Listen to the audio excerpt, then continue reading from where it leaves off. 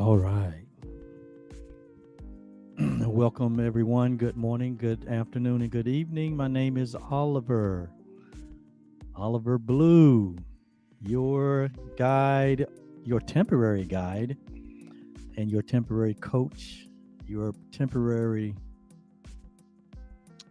signpost. I'm your pointer that have accepted the assignment of pointing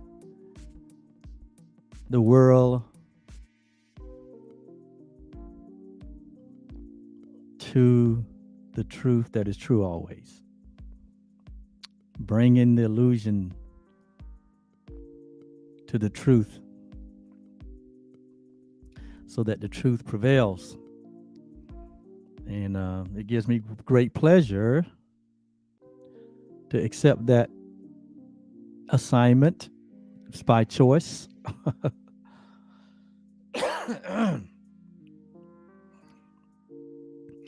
And it comes when one realizes that I don't have an interest of my own, but I have a shared interest with all humanity.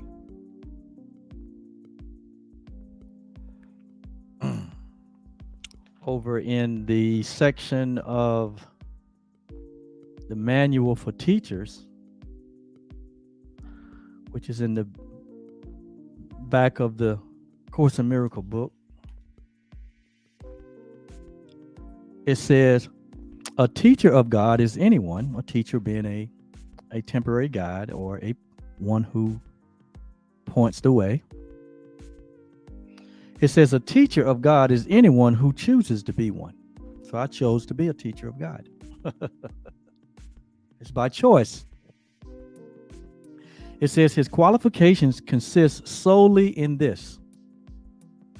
This is what qualifies one to be a teacher. Contrary to what the establishment requires, I would say that would be necessary. When I say the establishment, I mean the established religious communities, the structures in the world, the different structures in the different traditional religions. They have their own requirement for someone to be a official teacher of God. But according to Jesus's course, it says that a teacher of God is anyone who chooses to be one. Remember, Jesus in his ministry, he made a very bold, he made a very clear statement. He said, many are called, but few have chosen, or few are chosen or have chosen. And what he was saying here is when he said the many, he was referring to all humanity. All humanity all of us have been called to be teachers. Teaching means just to be a demonstration of the truth. To teach is to demonstrate. It's not necessarily sharing through language, interpretation, or sharing the word of God.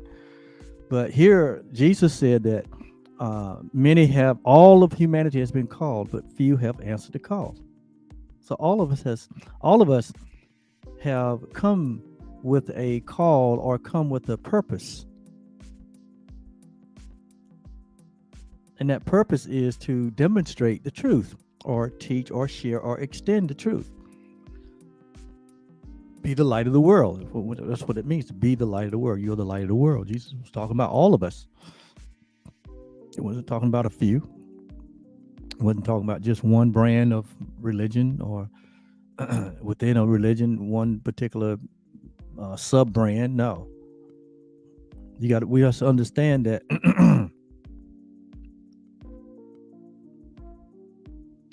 the religious structures of this world are what we made, what we set up. It's not what God has orchestrated or required. We set it up. And that's okay. It's not that anything wrong with that. However, when you line it up with what God really requires,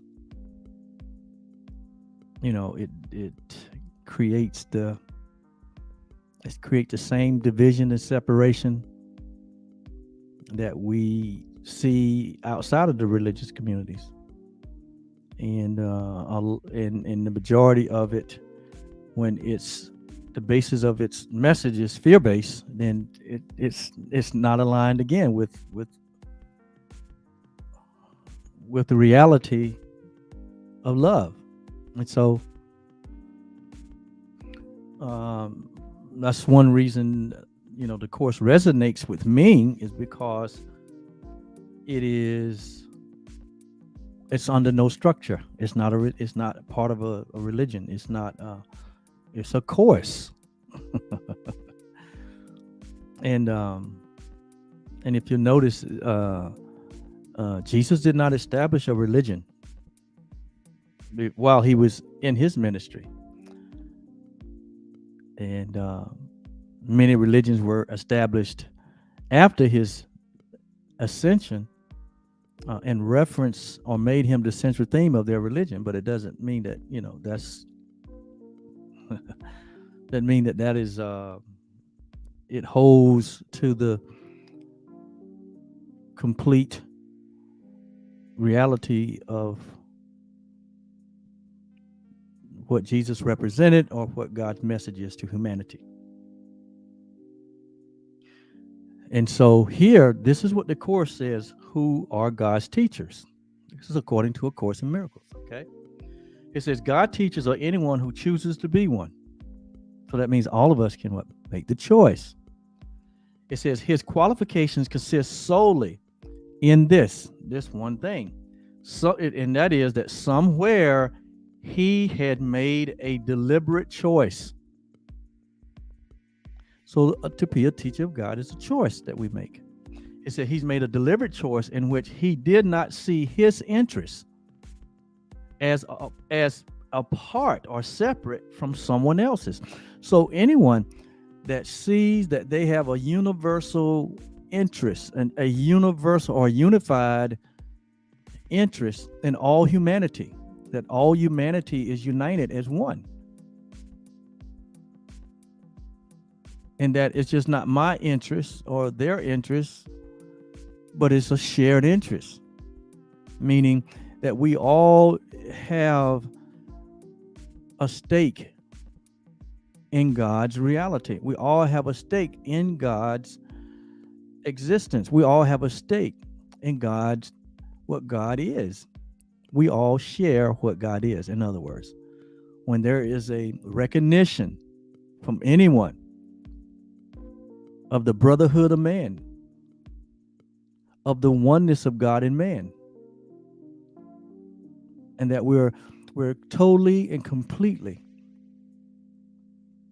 of the one creator, the one shared being, the one love, the one life, the one creation. When we recognize this, and this comes through recognition, that separation is not of reality. It is not a representation or a reflection of what God is. It's not. God's not fragmented. God's not divided. Jesus said a divided house cannot stand. A divided kingdom cannot stand. So the ultimate reality that God is, and there is nothing else. There's no separation. There's no division. That there's only the one will, the will of God. There's only the one plan. That is the plan of God. So if that be the case, then there's a natural understanding that we all are one, and we all have a shared interest. We all have a shared interest, and there's really no room for multiple interests. There's no room for multiple wills. Only the will of God shall prevail. When we come to realize that the truth that is true always is that we're one, then it is in that recognition that one makes a decision and chooses to be a teacher of God. That's the only qualification. It is in seeing the universal oneness that God is, the universal brotherhood of humanity, the uh, the unchanging, unaltered reality of our oneness with the one Creator. It is in that seeing, it is in that Christ vision that one chooses to become the spokesperson or the spokesman for this reality. It's in that recognition and that awakening and that enlightenment that one chooses to share, to represent, present himself or represent himself or herself as a spokesperson for reality. That's the only qualification according here to the course. It has nothing to do with school credentials or has nothing to do with religious structure and all the things that we know that man has set up as requirements to qualify someone to be a teacher or a minister or however you want to say it. But I'm just bringing it to you from the course's perspective.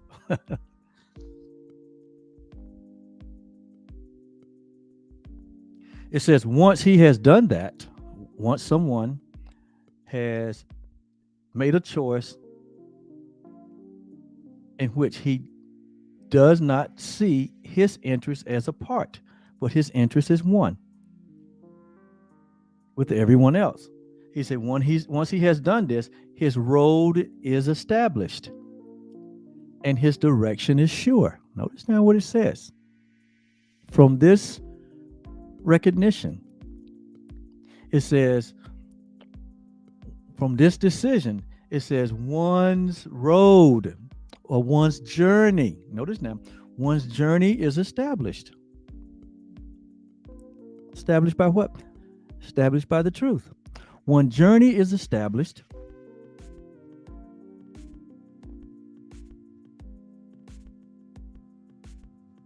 And one's direction is sure. Just look at Jesus, who, here in these teachings, we acknowledge Jesus not only as the author of this course, but also we take a look at his life as a demonstration of what God is. Okay. And so you notice in Jesus's ministry,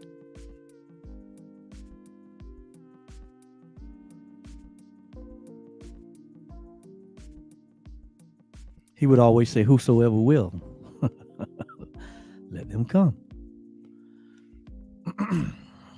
Whosoever will. See, their interest is not different than anyone else. And then he would train them in the work of the ministry. Okay? But it was for whosoever will. It had nothing to do with their credentials, their degrees, or, had nothing to do with their being chosen or being ordained. Had nothing to do with what family they came from or what background they came from or what training they had. Jesus just spoke the truth in love, and whosoever responded to his message by seeing them having the self same interest, seeing them having an interest that was for all humanity, they became a part of his work. They became a part of the work, not necessarily his work, but a part of the work of God. They all became teachers of God. And then it was only after his ascension and departure that mankind began to set up structures and requirements that were in addition to what was demonstrated or what was taught. And thus you have the formation of the religious structures in the different religions. Okay. But here it says, once he has done that, his road is established and his direction is sure. Where does that come from? It comes from God. Because he's what? Teacher of God. He's not a teacher of any, religion, but a teacher of God, a teacher of the truth. It says, a light has entered the darkness. So one who what? One who chooses to be a teacher of God. He said, a light has entered the darkness. It might be a single light, but that is enough. So an individual's decision to become what? A teacher of God out of his recognition that he has shared interest with all humanity. He says that is a single light that has entered into the darkness. And he says, but that is enough. That's all that it takes. It is enough. No more qualifications required. It says he has entered an agreement. Notice now. He has entered an agreement with God. Notice now. He hasn't entered an agreement with man. He hasn't entered an agreement with a system that we have made up, but he has entered an agreement with God. So one who enters into an agreement with God to be a teacher of God, his direction is sure and his journey is established by God, not by any other systems, not any other structure, but by God.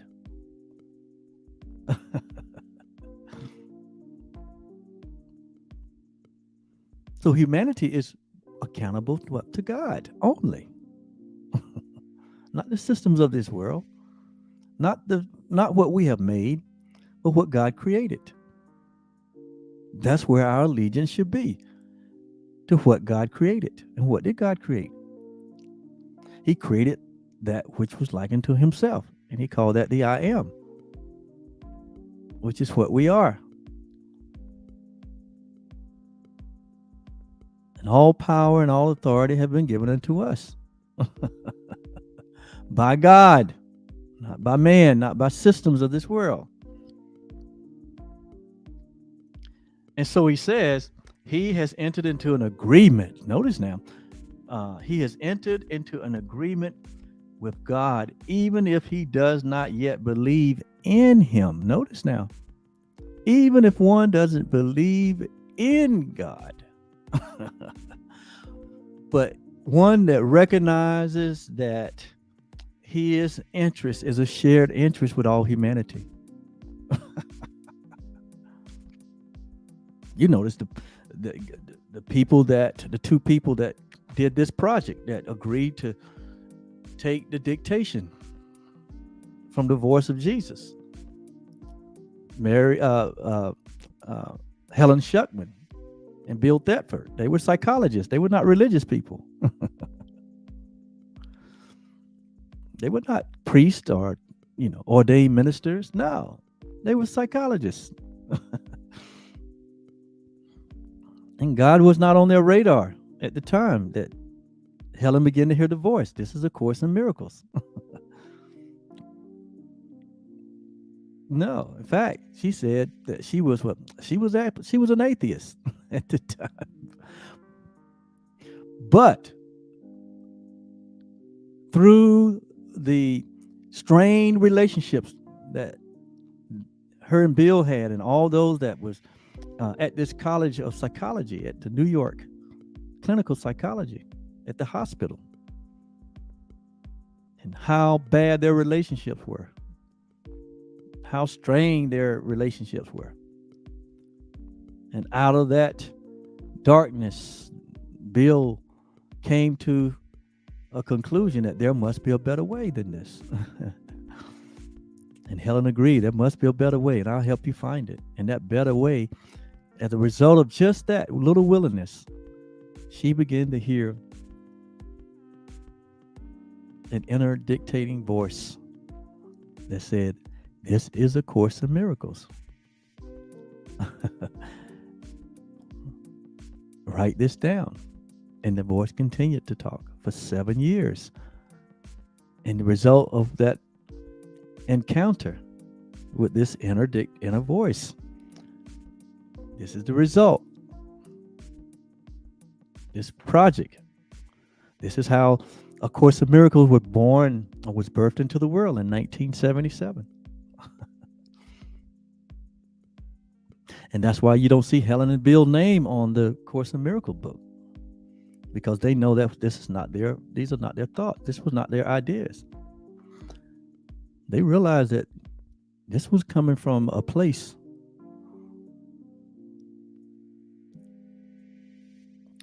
of purity. It was coming from a place of divinity. And so they took no credit. They take no credit for the content of this book.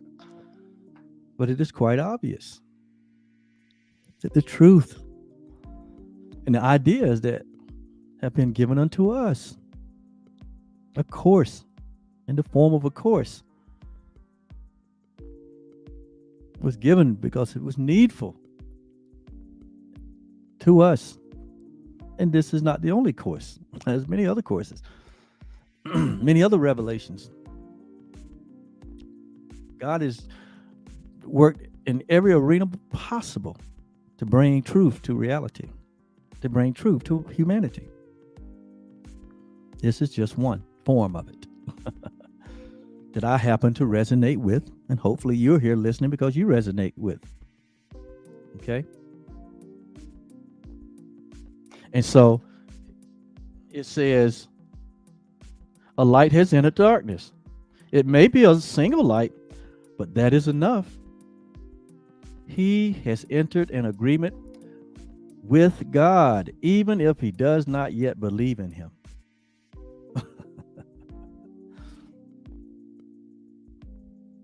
He has become a bringer of salvation. Notice now.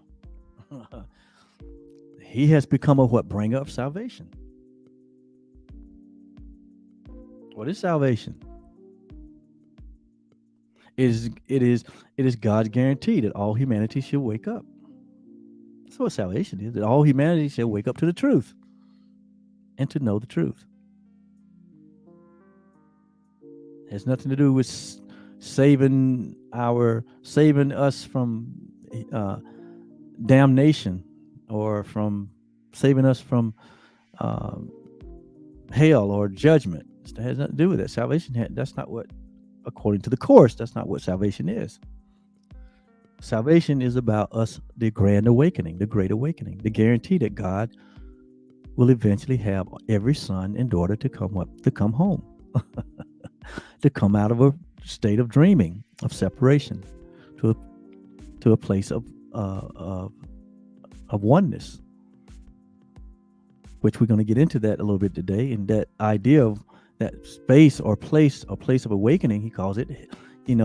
There's a term, a metaphor that we use. We use the term heaven. That's what heaven is. Not necessarily a place, but it's a reality. It is a joining with reality. That is heaven. Or in other religions, they use other terms.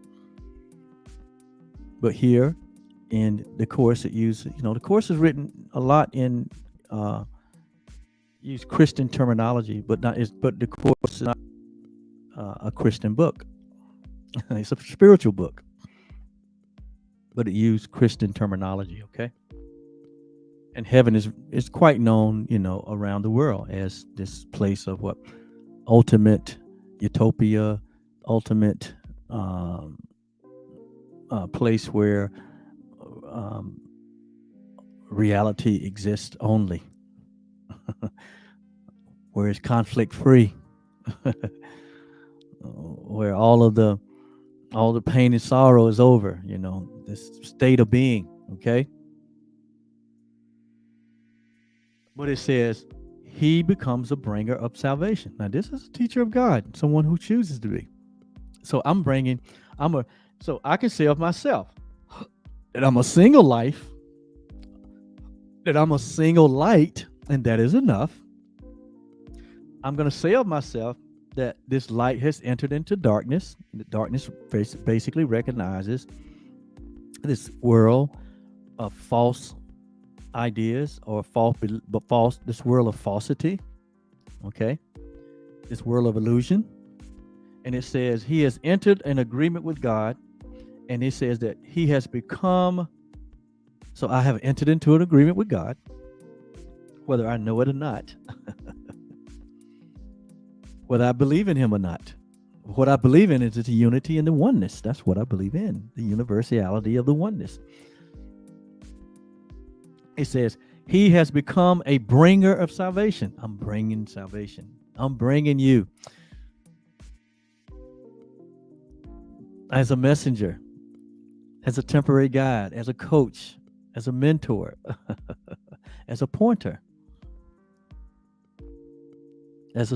I'm here to serve us, my brotherhood. I'm here to serve humanity by bringing the awareness, by bringing the revelation that God has guaranteed that we all should wake up to the truth that is true always. It is guaranteed by God. When he could swear by no greater, he swore by himself that we remain as he created us, and that only the will of God shall prevail. That's the good news. That's what I bring, the bringer of salvation. And it said, he has become a teacher of God. Now, this is what the course's perspective on this. And I'm good with that. I'm a teacher of God. And to teach is to demonstrate. That means that what? I can only share, I can only extend what's been given unto me.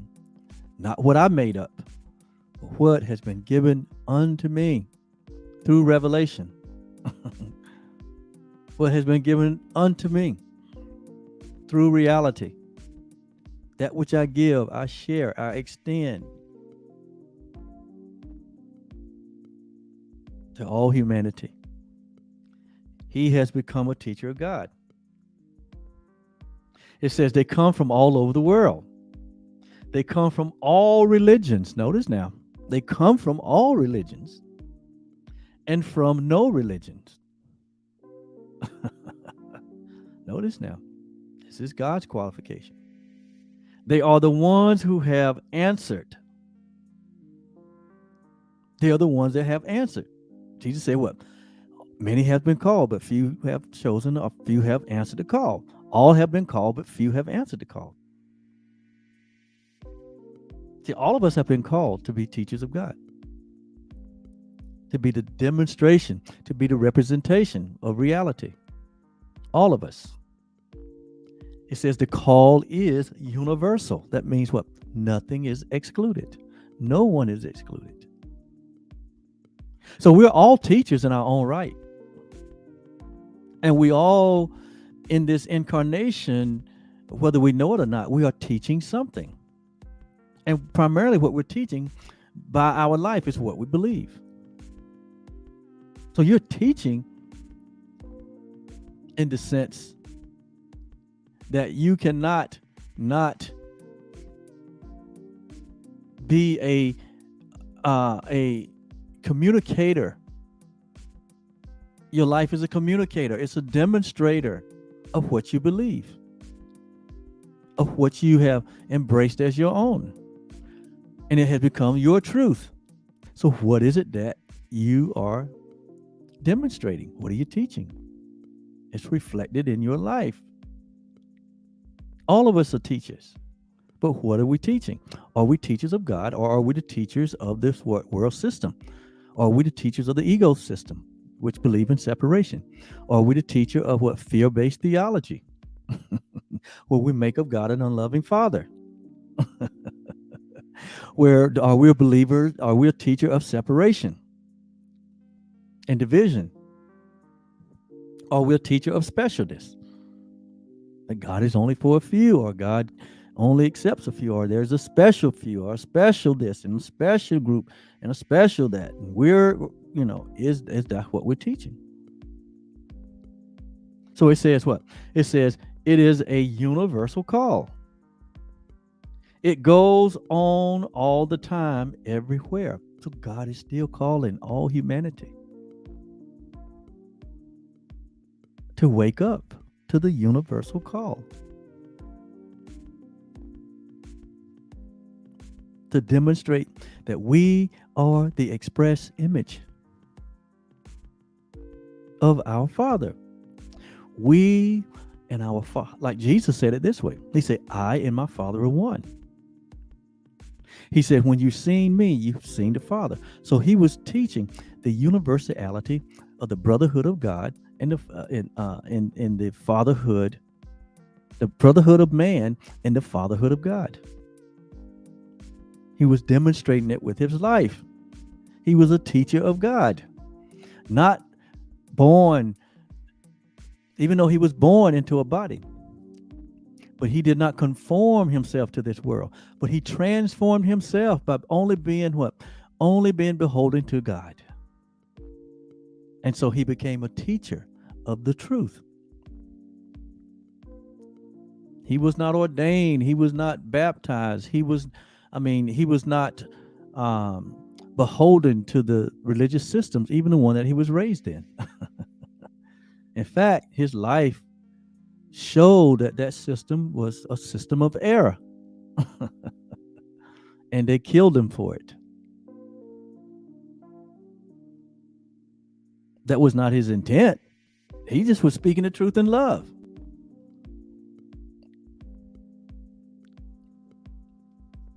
And even as teachers of God that have said yes to teach this universal truth,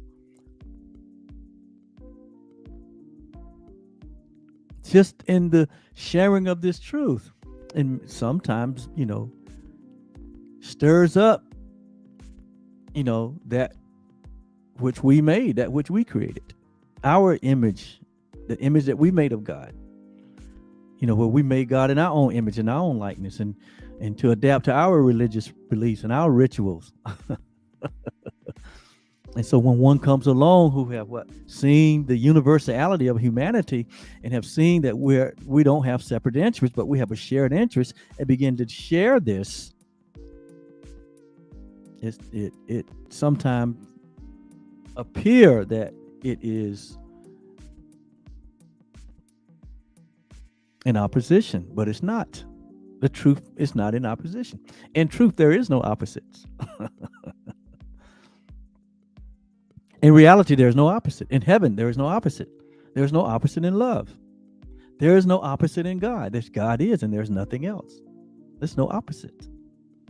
So if one feel like they have to defend their conviction, they have to defend themselves, they have to, they feel like they're under attack.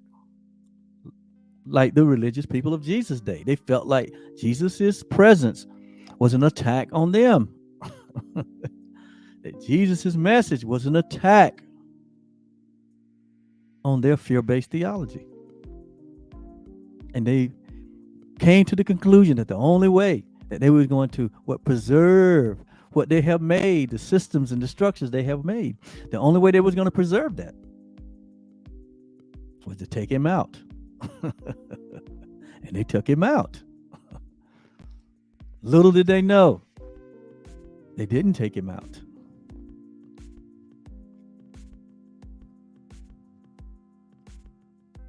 They attacked his body, they destroyed the body, but he was not the body. He came to tell them that you are not bodies. But you are gods like me and like our Father. And they said, blasphemy. He said, is it not written in your word that ye are gods? He asked him that question. He said, for what do you, for which one of these, for what purpose do you charge me? I haven't done anything. But they felt a threat. They felt under attack. They felt like what? They had to build a fence. And part of that building of the fence was the eliminating of Jesus, not knowing that they was eliminating the truth. They were attempting to eliminate their very own life. They didn't know what they were doing. Jesus said, "Forgive them, Father, for they know not what they do."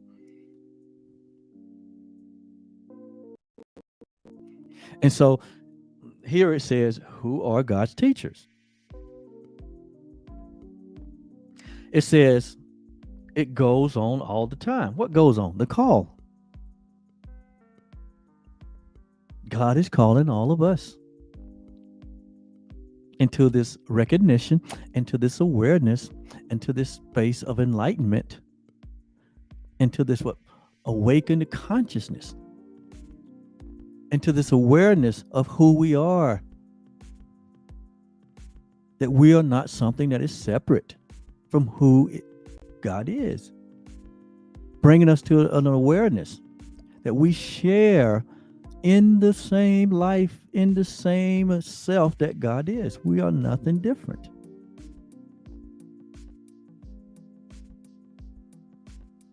Even in biblical terms, biblical writings, where Paul caught some of these deep revelations, Paul said it this way. He says, such a high priest have become us, who are high in the heaven. He says, such a high priest have become us. I don't have my book next to me, but it's in Hebrews. He caught the revelation. He said the same role, the same position, the same state of being that Jesus was. He said, of such have become us.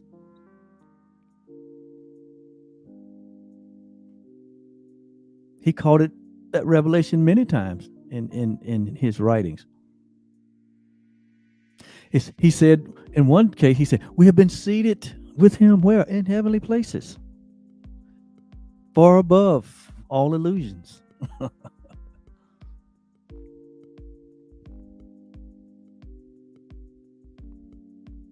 He said, we have been raised with him in glory. In the same one glory that God is. He understood the oneness that we are.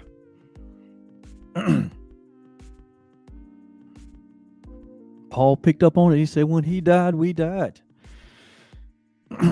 When he arose, we arose. When he ascended, we ascended. And that we are seated at the right hand of God the Father Almighty. All of us. Every last one of us. So Paul picked up part of the revelations. He was afraid to, in some cases, to go all the way with it. The course has gone all the way, or taken us further down the road, have unfolded and unveiled more revelation to us. And this continue to be unfolded every day, every moment of the day. There's greater revelation coming into the earth, coming into humanity. That's why eventually, when there's not, the truth will swallow up all error.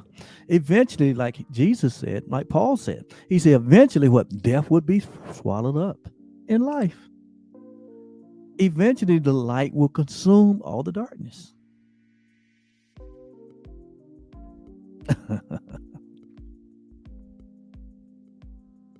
He said they come from all over the world. They come from all regions, and from it said they come from all religions and from no religions. No religion. He said they are the ones who have answered. The call is universal. It goes on all the time, everywhere. It calls for teachers to speak for it and redeem the world. What is the it? It calls for teachers to speak for what? Speak what? What it are we speaking for?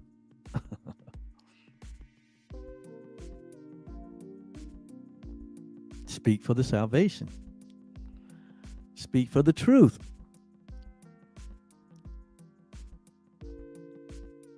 It says, many hear it, but few will answer. Notice now, God, it's not that God is what a respecter, a person.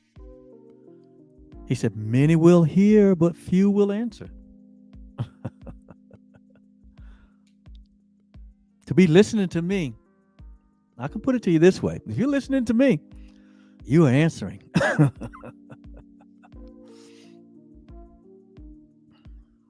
you're listening to me, you have answered.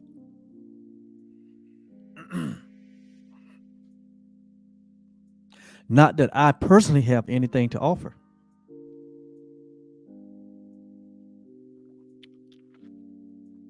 But I'm merely sharing.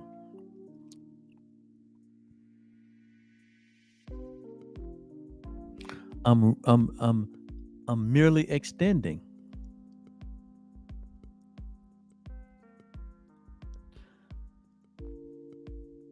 the truth that is true always. And we know that it's true and that it's true always when the truth needs no defense. But all illusions can be brought to the truth to see their falsity.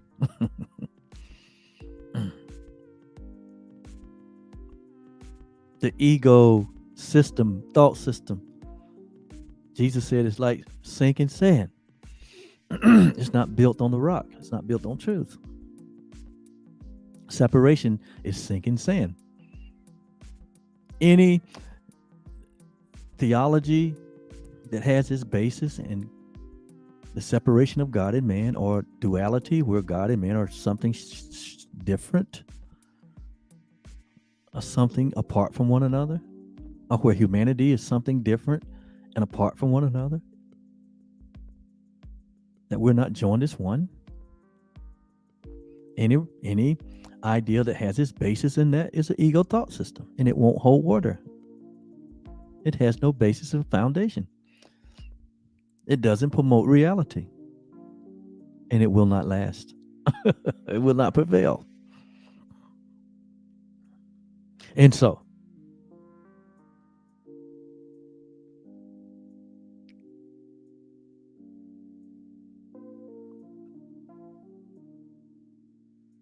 it says, many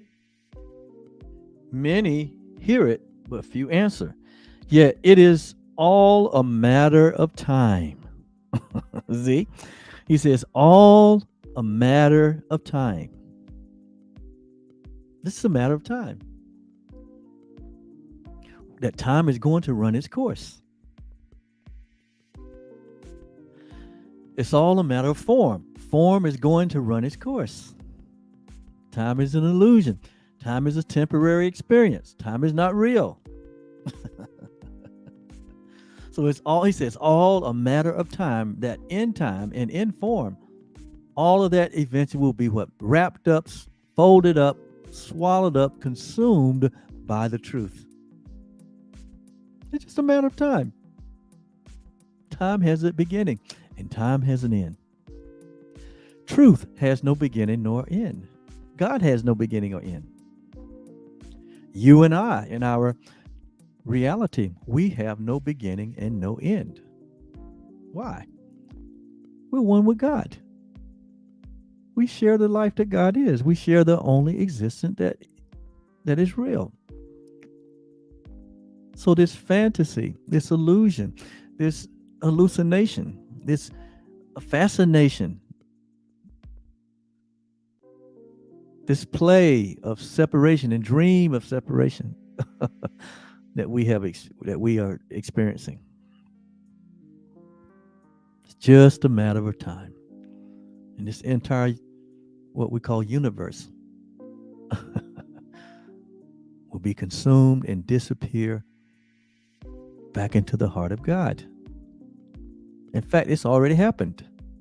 It's already a finished deal, a finished work. When you wake up, you see the finish and the completeness of it. But when you continue to tamper with the belief in separation and the dream of separation, it becomes something of the future. It becomes something out there.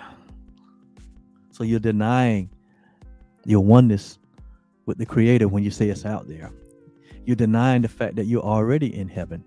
You find the reality that you've already remained, that you remain as God created you. You believe that something has to happen, and nothing really has to happen but a recognition.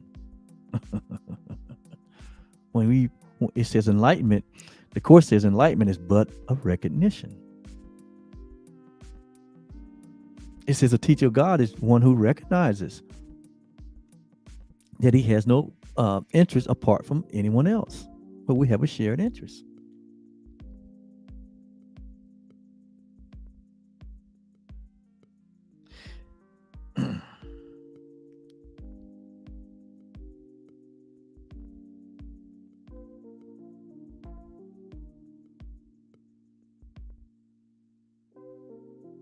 It's a matter of time. It says everyone will answer in the end. This is God now. God said everybody is going to answer in the end. Unlike the world will tell us, religion will tell us, yeah, you're going to be judged. The good on the right, the bad on the left. The good on the right goes with God. The bad on the left goes to hell. That's not what he's talking about. That's part of the illusion. He said, but eventually everyone will answer in the end. But the end can be a long, long way off. It is because of this that the plan of the teachers was established. So the only reason a need for teachers is because in time and space, there's a seemingly, long time. Time may take a little while to run its course. And so in the meantime, there's a need for what? Teachers to go into the world. What?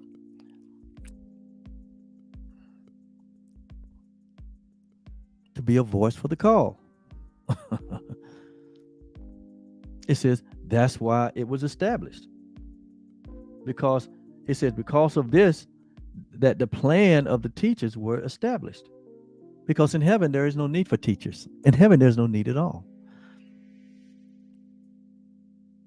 And a real true teacher of God knows that what we are in heaven right now. Heaven is not a place in the future. Heaven is not a place at all. Heaven is reality. Heaven is the acceptance of the truth. Heaven is present always. When we hear it say when we heard in the past that the presence of God is everywhere, well, that's just the word heaven is just it's just a metaphor for that.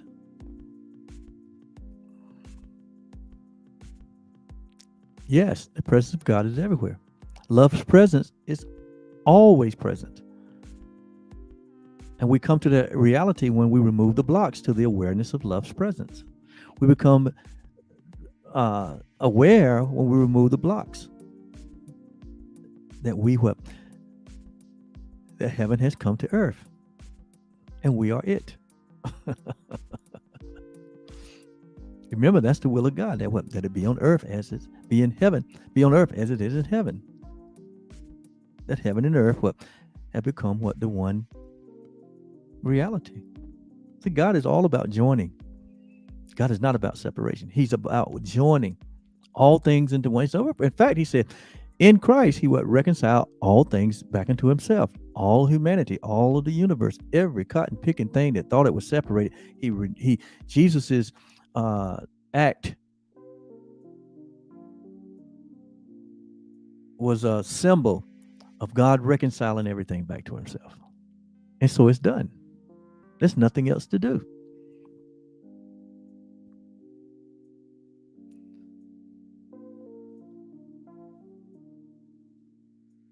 It says, their function, meaning teachers, their function is to save time. If you take this course, Jesus's course, if you really apply yourself to the ideals in this course, you will save yourself thousands of years of suffering. And you will save time. You will compress time. As the teachers of God are out here teaching these truths, we are compressing time. That long becomes short. Why? Because what? Collectively, humanity began to wake up. And when all humanity is awake, everything disappears. The universe of separation, or the idea, disappears. So we are what? We are saving time, or compressing time.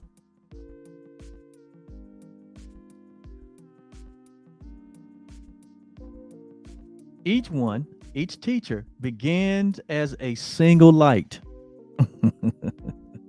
So when you or anyone embraces or chooses to be a teacher,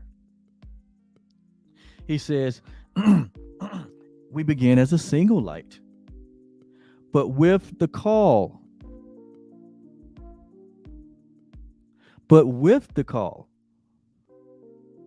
At its center, it is a light that cannot be limited. Even though it's a single light, it's an unlimited light. Here, we call this teaching voice expression, we call it truly foundation. It's a foundation. Founded on the foundation of advanced spirituality, which is what we teach here. And of course, this miracle just happened to be one of the resources that we use. We use several, including the Bible. But the foundation for the advanced spirituality that we share is founded on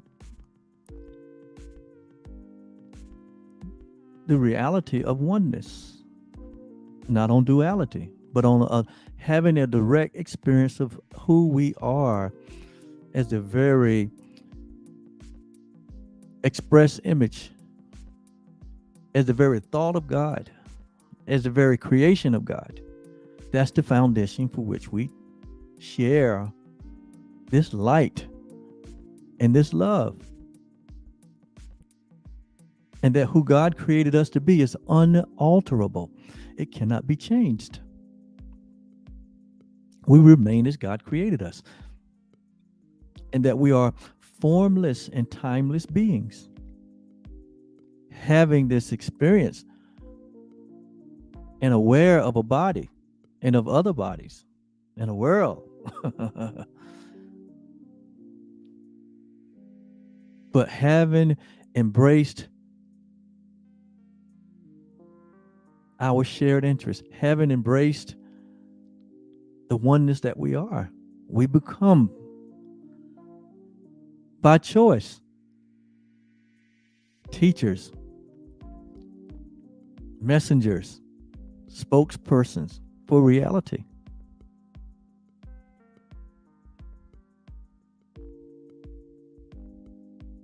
And it says that, but with the call at the center, it is a light that cannot be limited. So in other words, it is God that is at work within us, within all of us, to will and to do what of his good pleasure. So what is his good pleasure? It's unlimited. So this is a unique expression. Truly, foundation is a unique expression. My answering the call to be a teacher is a unique expression. Okay. I have my own, this is the only way I know to bring it. And for those that resonate with my way of bringing it, thank you so much for your endorsement or for your support. And those that my bringing it vibration doesn't resonate with you, there are many other teachers of God that are out here to catch. There's a teacher out here to catch everyone.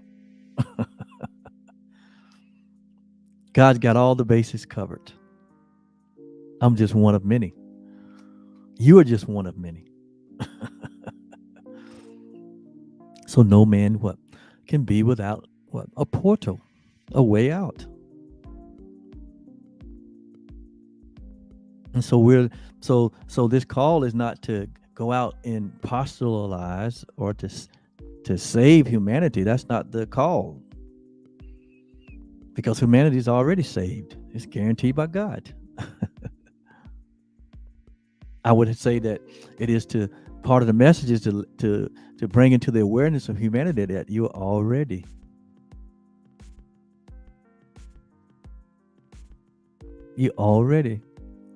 what you couldn't imagine yourself to be. You're already that.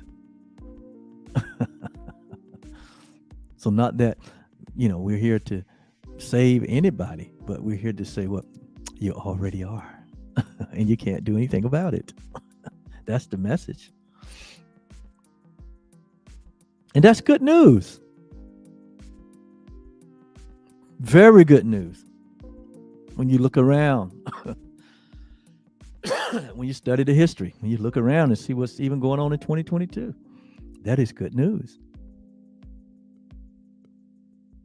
It says, and each one saves, each teacher, notice now, it says each teacher saves 1,000 years of time as the world judges it. Wow. This call, it saves 1,000 years of time as we know time to be. Just by our agreement to be teachers of the truth. It saves time. It saves 1,000 years of suffering. When we teach here out of the course on forgiveness and the all importance of forgiveness, when we let go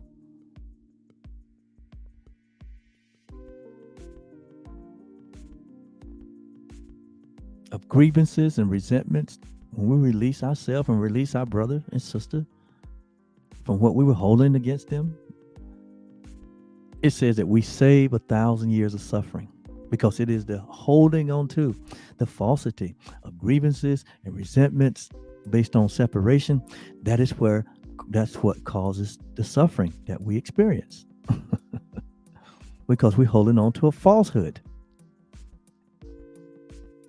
We're holding on to an ego idea. And it's almost like we're building a fence against the truth.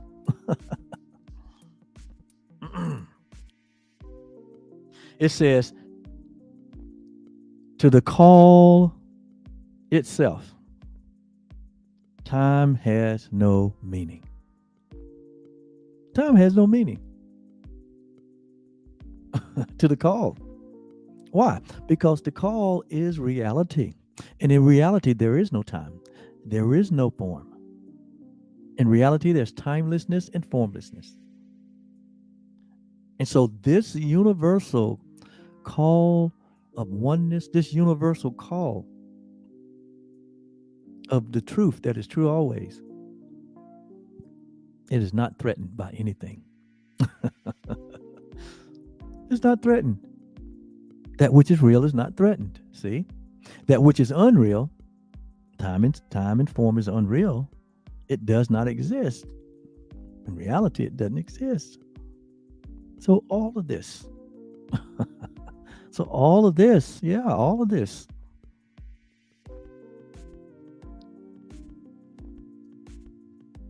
can be looked right through to the truth. That's why we can look right through this to the truth that is true always.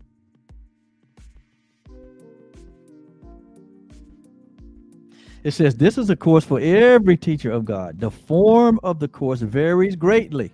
See, there's multiple. So do the particular teaching aids involved. But the content of the course never changes. Notice now, there are many teachers. It says there are many forms.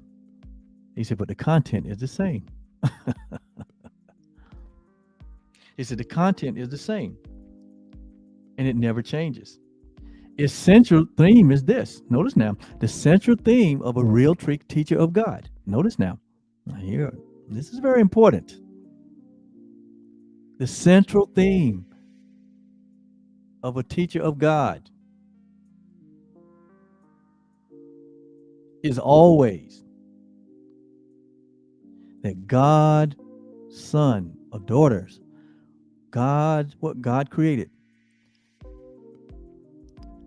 the one thing that God created, which is humanity, it says this is the central thing of a teacher of God. It says God's son is guiltless. This is the central thing, that we're all guiltless.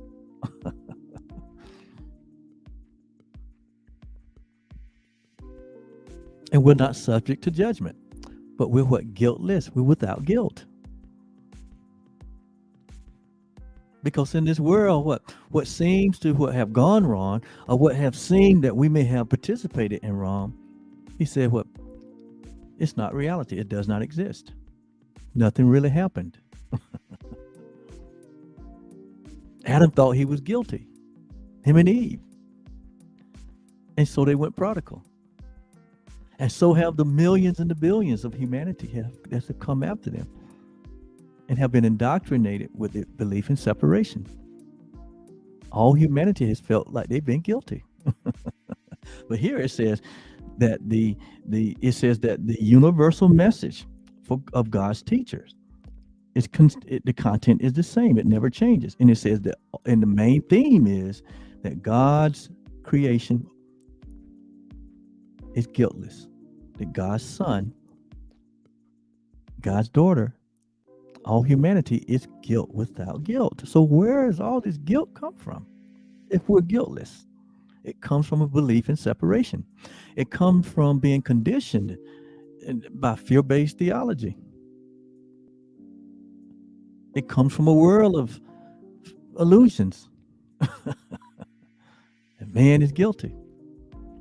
But here it says, God's son is guiltless. And in his innocence, within the reality of his unaltered innocence, meaning that man has always been an innocent. It was Adam and Eve that said, "What? We was afraid." God didn't say that. It was Adam and Eve and said, "What? We were fearful."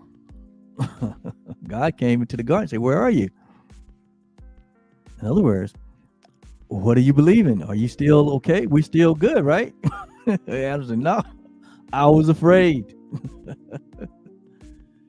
So man imagined himself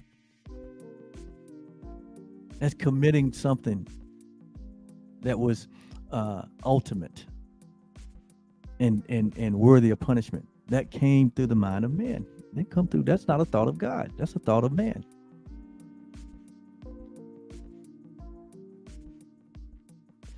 And the whole time, man has been guiltless. And where there's no guilt, there's what? Innocence. Just like God. God is guiltless. God is innocent. You know, the Bible says that God is light, and in him there is no darkness. So where did the guilt where did the guilt come from? It come from the tiny man idea of separation. And we defined it as what? Sin. And the course says here, there is no sin. There's only a dream of separation. There's only a dream of sin. There's only a dream of guilt. and condemnation and judgment. We dreamed it up. We made it up. And then we built our plans of salvation. We built our religious systems on that belief in separation. And it could only produce theology that is fear-based. That a separation occurred, that a split happened. And you know, like I know, even in the natural,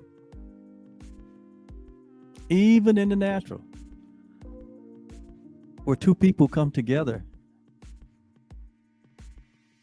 if there's ever a split, or if there's ever an idea of a split or separation,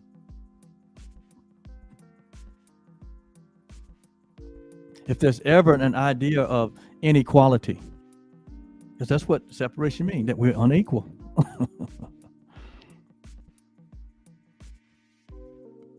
Regardless of how we try to make it happen, there's just that thing there. It's not the same anymore. Why? Because there was this idea of separation, this idea of a split, this idea of of betrayal, this idea of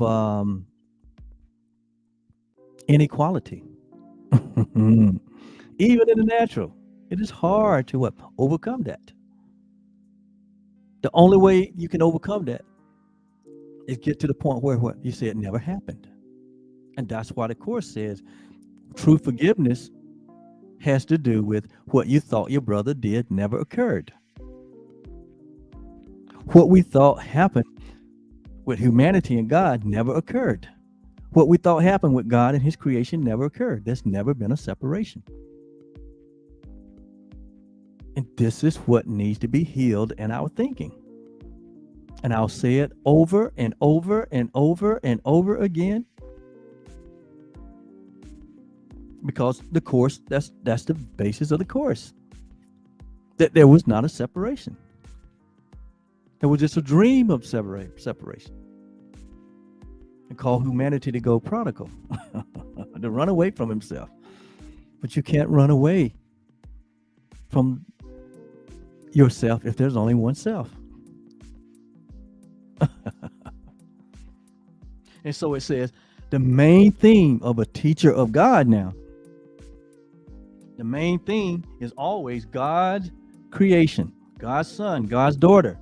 All humanity is guiltless, and in their innocence is their salvation. Your salvation and my salvation is in our innocence. The fact that we are innocent, the fact that we've always been innocent. Jesus only came and dealt with what we thought was required.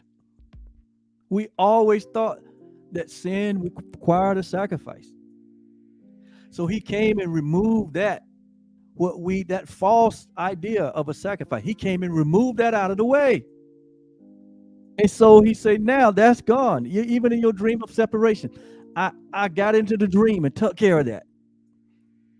So now what? The door is wide open. Even your dream of separation has been atoned for. He said, there's nothing holding you back now. So what's the problem now? But that wasn't a requirement. It wasn't a requirement. That God in his wisdom went into the dream with humanity and took care of what? The content of the dream. And he said, well, when he come out of the dream,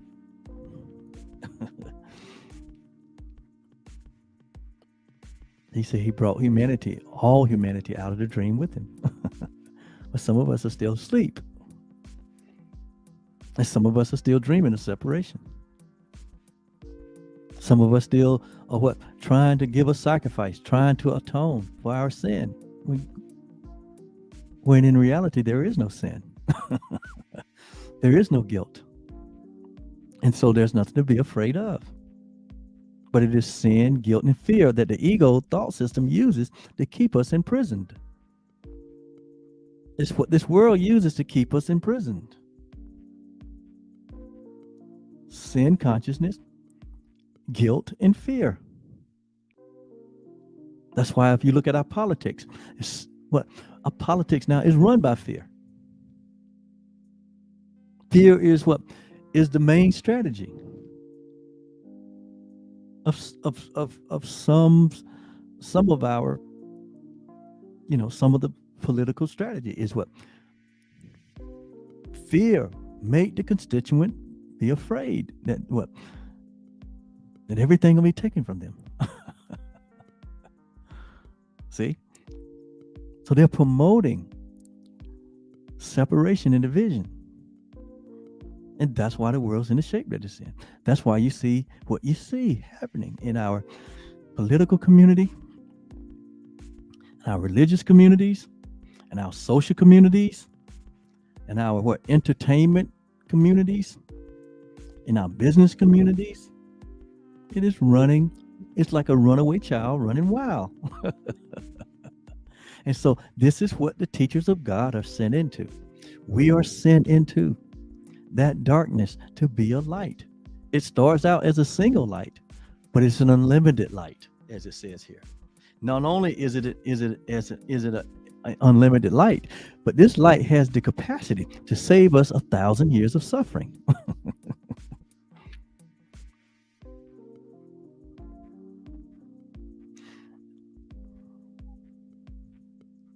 And here it's saying that the central message of a teacher of God is that God, son, and daughter, we are guiltless.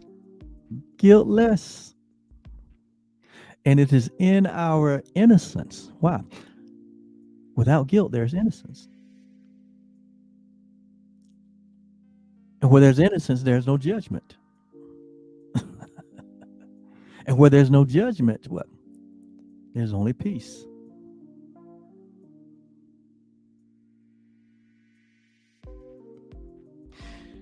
He say it can be taught by actions or by thought. So our life, the life of a teacher, is to teach our sinlessness and our guiltness and our innocence by our actions as well as by our thoughts. So how do we think about ourselves? How do we think of our other human beings? Do we see them? Do you see yourself guiltless and innocent? Or do you see yourself what? Guilty.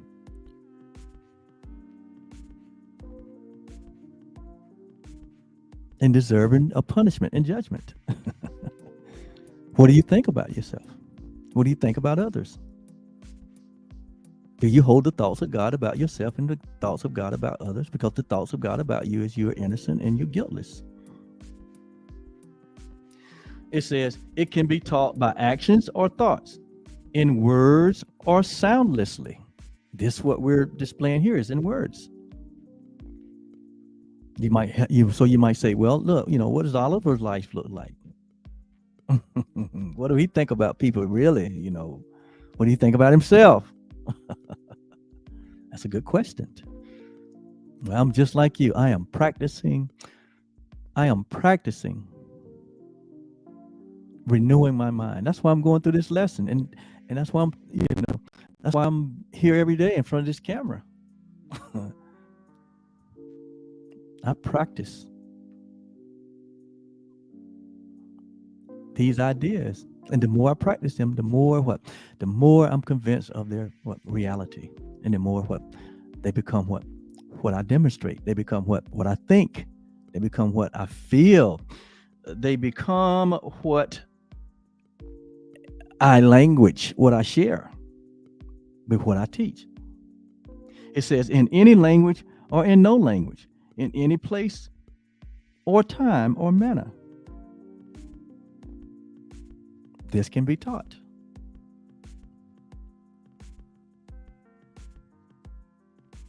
In other words, are we embodying these ideas? When we embody these ideas, that's what Jesus means. It's what the light is unlimited. That's what he meant when he said, you are the light of the world. You are embodying the truth. You are embodying the guiltlessness and the innocence of humanity. You embody it. He said, what? The majority of humanity are walking around in guilt and in judgment. He said, you go with this message as a teacher of God. And in every way possible, teach only love.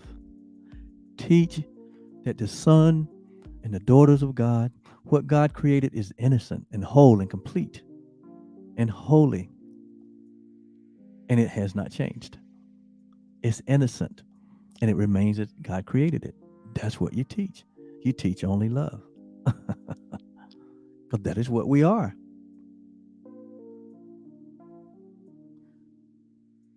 He said, it does not matter who the teacher was before he or she heard the call. Doesn't matter what your condition was before you heard the call. Doesn't matter what your experience. Doesn't matter what your persuasion or your convictions. When you hear the call, it does not matter. The past really becomes what? Irrelevant. The past becomes irrelevant. Why? Because in that moment, God establishes your journey and your direction. And he said that it is sure. It is certain. He said he has become a savior by his answering. So we all have been called to become saviors. Notice now, he says he has been someone, he has seen someone else as himself.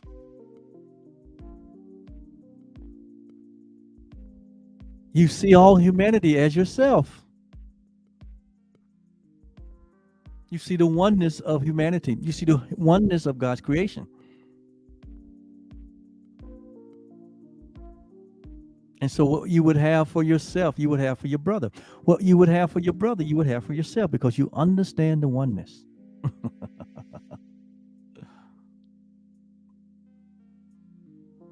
He has therefore found his own salvation and the salvation of the world. Where did he find it? In the truth that's true always. That there is no interest apart from anyone. We're all one. We all share the same life. We all share the one love. We all share the one creation that God is. We're all the Christ. We're the saviors of the world. We are the light of the world. We are the truth. We are the truth, the way and the life. We have become the substance of things hoped for. We have become the evidence of things not seen in answering the call.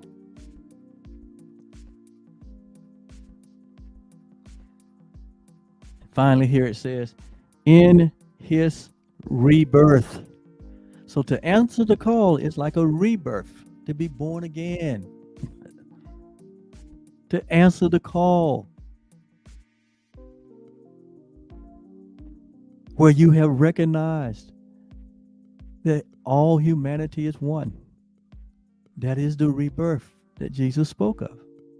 Not a bodily rebirth, but a rebirth where we return to our original state of mind. And we hold the vision of Christ. We have the mind of God, where we see and understand as God sees and God understands, of the beauty and the wholeness and the divinity that we are. It says, in his rebirth is the world reborn. Notice what it said. Just in your rebirth, the world is reborn. In other words, when you wake up, all humanity wakes up. Because it only takes one. Jesus proved that. He said, because there's only one. That's God and nothing else. So when you wake up to the call that is calling you from within, the call where God calls to himself, and you say, yes, I am that one self with you. It says you have entered into this rebirth. You have entered into the the that which has always been, that is present and will always be. And that is the truth that sets us free. So if you didn't know that you have been called to be a teacher of God, that you have been called uh, to allow your light to shine, you have been called to embody reality, you know now. And that call does not come through any other means but the only means that there is. You don't have to seek that outside of yourself anywhere. When it comes, and because it has come, and it will continue to come until all humanity says yes. Yes, yes, yes.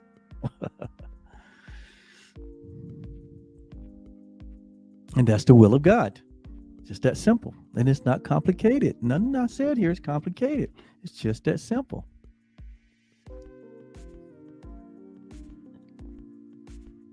And this is supposed to be Workbook Lesson 138 on heaven is the decision that I must make. That is the idea for this workbook lesson, which now I have to go and start over and do a part 2 and really get into what that's saying. But that is a good preface for that. I think that's really helps us to understand that there is but one decision. There's not a multitude of decisions. There's only one. There's only one reality. The world would think you that there's multiple choices about everything. The world is all about multiplicity and splitting and dividing and subdividing to where, it becomes complicated. We got all these choices and all these decisions and, all the confusion. That's born out of the ego to keep you away from the truth. But I am here as a teacher of God to let you know there's only one choice. And if you think there's an alternative and that you can choose it, it can only happen in dreams. It can only happen in going prodigal. It can only happen in building a defense against the truth. But when we allow the healing power of God that comes in the form of truth, that is true always, that tells us that we are without guilt and that we are completely whole and innocent, like Paul said in Ephesians 1, that God established at the very before the foundation of the world that we should be holy and righteous, holy and without blame. See, he said that we should be holy and without blame. That means we're guiltless. If you're a biblical person, read Ephesians chapter 1. I think it's verse 4 and 5. Paul says that before the foundation of the world, God already had called us, already had created us to be holy and without blame before him. Notice now, before him in the love that he created us in. So it is before God that we're always whole. We're always blameless and innocent and guiltless. It is only before man in his belief in separation. That his belief in separation that has created sin, consciousness, guilt, and fear. That he makes up a system, a different, an alternate plan that does not work. So I have just laid it out to you as simple as I can. It doesn't get any plain or simpler than that. And as we listen to these workbook lessons in the course, and we are on the 138th lesson. We got many more to go. We should be continually open ourselves up to these realities. Mm, mm, mm, mm. Having direct experience of the truth that is true always. Walking in love, walking in peace, in happiness and joy, and creativity and prosperity, and oneness and love. Oh my God. It's happening, man. It's happening in my life. It's happening in your life. Well, anyway, thank you so much for listening, and we'll be back with a continuation of Workbook Lesson 138. Thank you so much. Have a great evening. Bye-bye.